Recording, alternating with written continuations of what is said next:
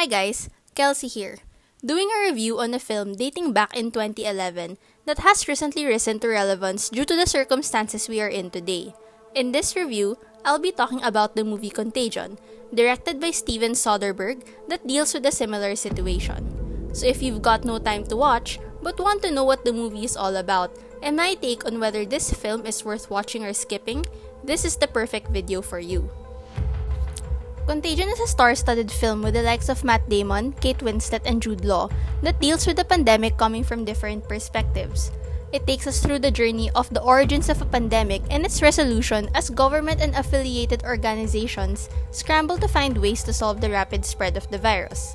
Rewatching the film given today's circumstances brings this film towards a different light, as experiences in the film partly reflects what we are currently dealing with today. The film rises back to relevance as we try to imagine how the world will move forward and overcome the reality we face today. Contagion by the very word itself means a disease that can be passed from one person or animal to another by touching. The movie's very title encompasses what the movie is all about, as it takes us through the different life stages of a pandemic through the lens of our different characters. The movie starts off with Beth Emhoff, who we get to know as Patient Zero, who recently returned to US coming from a business trip in Hong Kong, where she gets home to her husband and son already sick. The succeeding scenes after escalate quickly as the people she came in contact with throughout her trip followed similar symptoms she had and ended up with the same fate she did. They all died without clear cause of death.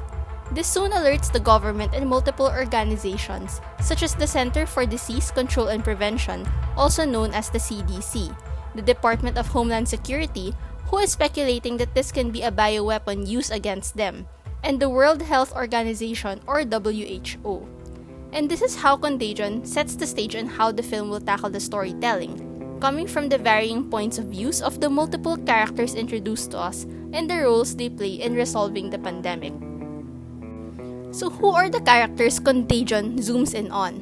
First, we are introduced to Mitch Emhoff, a widower following the death of his wife Beth and stepson Clark. Here the film gives us the perspective through the lens of a civilian. His circumstance shows us his ordeal in grieving the deaths of his loved ones while trying to make sense of their demise at the birth stages of the pandemic. We are taken through his experience as he tries to protect his daughter from being infected coming from the trauma of what just happened. We see how they go through daily living when everyone starts panic buying and eventually resort to looting and crime as the pandemic escalates without any clear resolution from the government. And we see his attempts to find a new normal by recreating prom for his daughter in their home. I would say that Mitch gives us the point of view of an everyday man where we are able to see the impact of the decisions of the government to the general population. Next, we are introduced to Dr. Ellis Cheever, who is the current face of the CDC, and Dr. Erin Mears, an epidemic intelligence officer who Ellis brings into the case to help investigate and further understand the disease the film later on refers to as MEV1. This allows us as audiences to see the pandemic in the eyes of experts and those with the authorized responsibility to figure out how to address this pandemic. Through Ellis, we see the weight of responsibility he carries as the face of authority, showing up in interviews and press releases to address the overwhelming questions of everyone regarding the pandemic. We also see the guilt he bears as Dr. Erin Mears eventually falls ill and dies from MEV1, and the moral conflict the film raises as Ellis decides to tell his wife confidential information to increase the chances of her safety. It's a tall order and very stressful couple of months for Ellis. He provides us with the burden government and organizations must shoulder in the face of such a situation we are in today, while Dr. Erin Mears makes us realize the courage and the risks people take to do their jobs, and the sad reality that no one is immune to the disease, that anyone can die. On a more scientific standpoint, we are introduced to Dr. Ali Hextall, a research scientist who also works in CDC, who is in charge of understanding how the virus works and finding ways to create a vaccine. Here, we see the reality that vaccinations are not magic formulas that pop out of nowhere. Rather, it's like a 16 by 16 Rubik's Cube. It takes time, effort, and multiple trials until you get it right. On top of this, the film briefly mentions the steps and approvals needed just to begin human trials, which would likely take weeks and months. We are also introduced to Dr. Leonora Orantes, an epidemiologist from WHO, who was sent to Hong Kong to drill down the origin of the virus. Her journey takes a different turn when she was suddenly kidnapped by the government official accompanying her to use her as leverage to ensure that his village gets vaccinations when available. Her situation shows us the desperation of people to protect their own as panic ensues, and also the reality that crime still do exist despite the pandemic. Kidnapping still happens, and more than anything, people think of their own personal needs and security and will do what they think needs to be done to ensure that. And lastly, we are introduced to Alan Crumweed, a journalist and conspiracy theorist who later on became viral as finding a cure to MEV1 by taking this drug called Forsythia. The show doesn't validate the authenticity of Alan, but rather shows how possible misinformation leads to panic buying of the drug, that people cling on to whatever they can to bring hope and solution when there are no answers.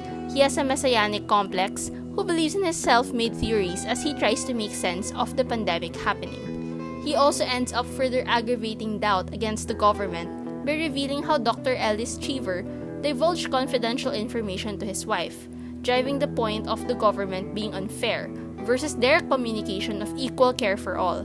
He questions the government, accusing them of hiding information, such as the number of fatalities the pandemic has really taken. In some way, Alan speaks for a part of the things we are all thinking. What is really happening, and is the government really telling us the full picture? He takes on the questions in the viewers' minds, seeking clarity of the situation. He represents the doubts and questions to the news and information being revealed to the public by media and government. Contagion tells us the story with multiple moving parts, with our character stories all moving at the same time as the film finds resolution. From the moment that Beth was determined as patient zero and a possible pandemic has been raised, we are taken into the process of understanding a pandemic. First, where and what is the source of the virus? This leads to Dr. Leonora Orantes to track down where Beth has been to find the source or the origin of the virus, having to go through CCTV tapes to trace back all the places she's been into. Second, how contagious is this virus to better understand how to contain it? Dr. Erin Mears gives us a walkthrough of their approach, looking into the following. 1. What are the symptoms of these people and hypothesizing what possible disease can this be? 2. Determining what is the R naught, a mathematical term that indicates how contagious an infectious disease is, where she mentions a variety of factors that help determine how fast a disease can spread. 1. The incubation period of how long a person is contagious. 2. How big of a population are susceptible to the virus. And 3. Understanding how the transmission of the virus works. And as the government figures out these factors, Contagion takes us into the effects of the pandemic to the general public, as the government finds band-aid solutions to buy themselves time until the spread declines and dies out. We see the government resort to the closing of schools, shops, and public places, and eventually putting different states on lockdown. This leads to panic buying and eventually looting and chaos, with the desperation of people to keep themselves safe and secure. The future looks grim until a vaccine was finally made for mass production. The film then ends with a flashback on the source of the virus, coming from a bat that went to a pig farm who drops a banana it was eating that one of the pigs was able to ingest. The pig was then transported to the restaurant in the Macau casino Beth went to, where the virus was transmitted from a handshake with the chef who was preparing the pig. The film clearly resonates with the realities of today, giving us a fast-forward picture of what can potentially happen if things don't get better. It drives a sense of paranoia and panic as it hits close to home. But while it does all that, my overall assessment of Contagion would be to skip it. I do find the movie resorting to a quick fix, with Dr. Ali Hextall deciding to risk herself by testing one of the vaccines on herself, given the urgency, versus going through bureaucratic and proper processes of approval for human testing. This part of the film felt like a plot device to tie up loose ends neatly as the film ends. The film's approach is big picture, tackling our different characters on a surface level, with some of them having an open-ended closing to their story arcs. I wish the film would have delved more into fleshing out these characters for us to understand their thoughts and actions to a deeper level. I say Contagion is a good movie in today's circumstances, but it is not a must-watch or to die for film. I hope you guys had fun with this review. If you enjoyed this video and want to learn more about films, consider liking this video and subscribe for more content. Again, this is Kelsey and looking forward to seeing you in the next one.